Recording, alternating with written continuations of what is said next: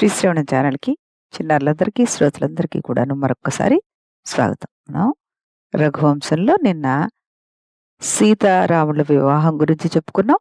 ఆ తర్వాత పరశురాముడితోటి రాముడి యొక్క యుద్ధం గురించి చెప్పుకున్నాం. తర్వాత దశరథ మహారాజు రాముడిని ఆ యుద్ధం తర్వాత ఎంత ఆనందంగా అతను కుమారుడికి పునర్జన్మ అయింది అన్నట్టుగా ఫీల్ అయ్యి ఆయన్ని కౌగిలించుకుని మళ్ళీ అయోధ్య నగరానికి తీసుకొచ్చారు అన్నది కూడా చెప్పుకున్నాం. ఆ తర్వాత ఏం జరుగుతుందో ఇప్పుడు ఈరోజు చదువుతాం మనం. తృప్తిగా విషయభోగాలను అనుభవించిన దశరథుడు వార్ధక్యం పైబడగానే ఉషకాలంలో తైలం ఉడిగిన ఒత్తి కొసకంటిన ద్వీపజాల్లాగా నిర్వాణ స్థితికి చేరువయ్యాడు.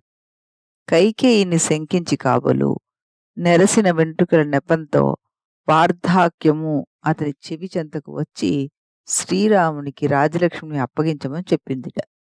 పురజనులకు ప్రీతిపాత్రుడైన రాముడికి పట్టాభిషేకం జరగనున్నదన్న వార్త కాలువ నీరు ఉద్యానవనంలోకి ప్రతి చెట్టును సంతోషపెట్టినట్లుగా పౌరులలో ప్రతి ఒక్కరిని ఆహ్లాదపరిచింది అన్నారు మన కాళిదాస్ గారు. అంటే ఉద్యానవనంలో వచ్చే కాలువ ప్రతి చెట్టు దగ్గరికి వెళ్ళినప్పుడు ఆ చెట్టు ఎంత ఆహ్లాదం చెందుతుందో ఆ రకంగా వీళ్ళందరూ కూడా సంతోషించారట. కానీ క్రూర నిశ్చయురాలైన కైకేయి శోకతప్తుడైన దశరథుణ్ణి వేడి కన్నీటి చేత రాముని అభిషేక సంభారాలను తడిపి చెడగొట్టింది అన్నారు ఆయన.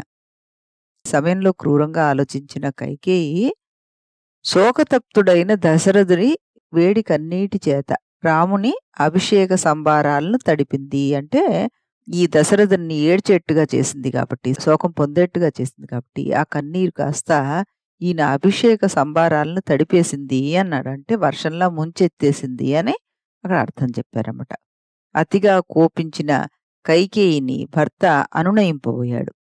అప్పుడు ఆమె అతడు పూర్వం తనకి ఇస్తానని అంగీకరించిన 2 వరాలను వర్షంతో తడిపిన నేల కలుగులో దాగిన పాములను వెలికెక్కినట్లుగా బయలుపరిచింది అన్నారు. మళ్ళీ అంటే ఏంటి, వర్షాకాలం రాగానే భూమిలో ఉండే పాములు ఏ విధంగా బయటికి వస్తాయో ఎప్పుడైతే ఈయన రాముడికి పట్టాభిషేకం చేద్దామని అనుకున్నాడో ఈవిడ దాన్ని అడ్డగించింది. అయితే ఆయన అనునయింపడానికి ప్రయత్నం చేసినప్పుడు ఆవిడ ఏ ఆయుధాన్ని యూజ్ చేశారు?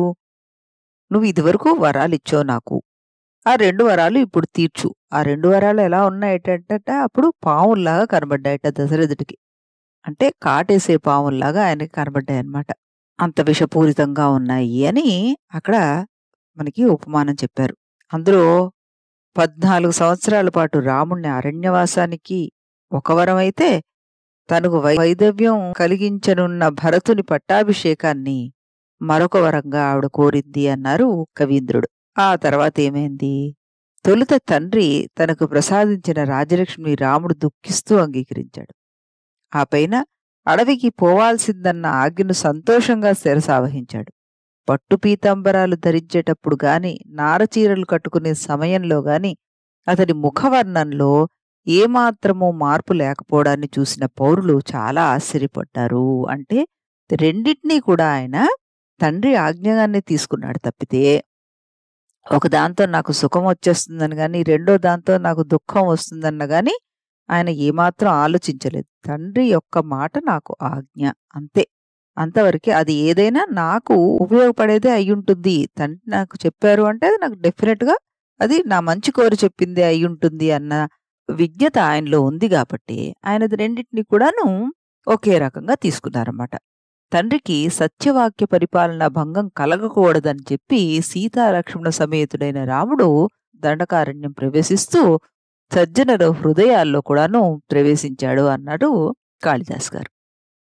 రాముని వియోగంతో దుఃఖితుడైన దశరథుడు తన కర్మఫలమైన శాపాన్ని స్మరించుకొని దేహత్యాగమే దానికి ప్రాయశ్చిత్తంగా భావించి ప్రాణాలు వదిలేశాడు. రాజకుమారులు ప్రవాసం వల్ల, రాజమరణం వల్ల దిక్కులేనిదైన కోసల రాజ్యం రంధ్రాన్వేషణ సమర్థులైన శత్రువులకు భోగ్య వస్తువు అయిపోయింది. అంటే ఎవరైనా ఆక్యుపై చేయడానికి రెడీగా అయిపోయింది. ఇక్కడ ఈ 2 రాకుమారులు వెళ్ళిపోయారు, రామలక్ష్మణులు. అటు తండ్రి అయిన దశరథ మహారాజు కూడాను మరణించేసరికల్లా ఆ దేశం ప్రస్తుతం ఏ రాజు లేకుండా అయిపోయింది. అప్పుడు శత్రువులకది మంచి ఛాన్స్ కింద అయిపోయిందనమాట. దాంతోటి ఈ అమాత్యులు ఎవరైతే ఉన్నారో అంటే మంత్రివర్యులు ఎవరైతే ఉన్నారో వాళ్ళు దూరంగా ఉన్న భరతుడిని అర్జెంటుగా పిలిపించేశారనమాట.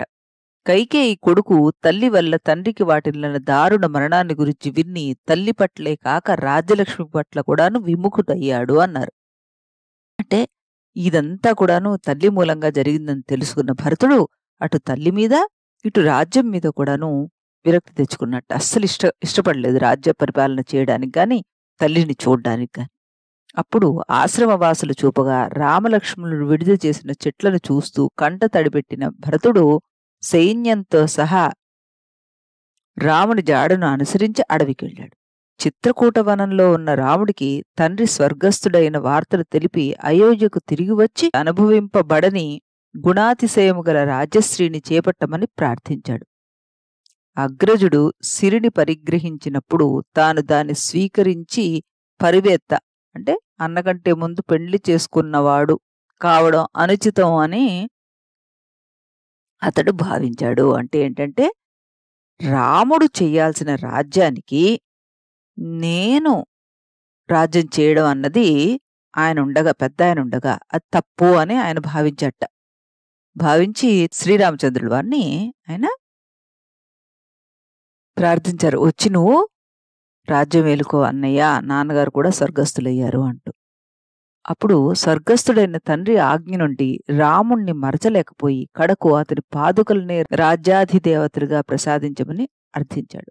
రాముడు అందుకు అంగీకరించట. అంటే నువ్వెలా అయితే తండ్రి ప్లేస్ ని ఆక్యుపై చెయ్యి నువ్వు అని అంటున్నావో అలాగే నేను మరి తండ్రి మాటను కూడా కాదనకూడదు కదా, అందుకని నువ్వు రాజ్యం ఏలు అని చెప్తే అప్పుడు భరతుడు నేను అలా నీ సింహాసనంలో నేను కూర్చోలేను కాబట్టి నీ పాదుకలు నాకివ్వు, వాటిని నేను రాజ్యాది దేవతలుగా భావించి అయోధ్యను నువ్వు వచ్చేంతవరకు కాపాడుతూ ఉంటాను అని చెప్పాట.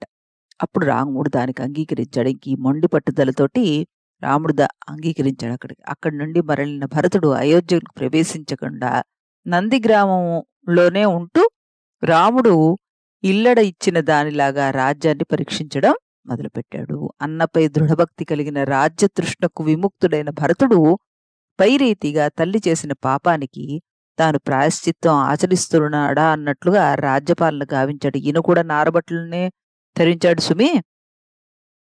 సీతాలక్ష్మణులతో కూడి శాంతచిత్తుడైన రాముడు అడవిలోని కందమూలాలను ఆహారంగా స్వీకరిస్తూ యువకుడై ఉండి కూడా వృద్ధులైన ఇక్ష్వాకులు పాటింపవలసిన వనవాస వ్రతాన్ని పాటించాడు అంటూ కవి ఇక్కడ మనకి చెప్పారు. ఇక రేపు ఏం జరిగింది అన్నది మనం రేపటి కథలో తెలుసుకుందాం. అంతవరకు సెలవు.